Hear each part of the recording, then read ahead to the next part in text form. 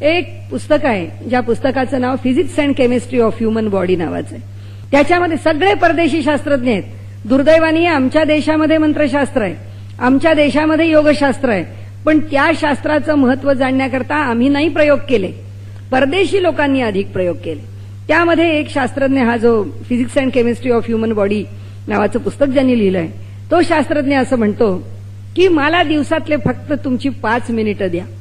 हे सबंध जग जर आरोग्य संपन्न करायचं असेल आणि मानसिक रित्या ज्या प्रकारे मनुष्य आज जगभर पछाडला गेलेला आहे, त्या सगळ्या मानसिक दौर्बल्यातून त्याला बाहेर काढायचं असेल तर तो शास्त्रज्ञ म्हणतो मला 5 मिनिटं द्या.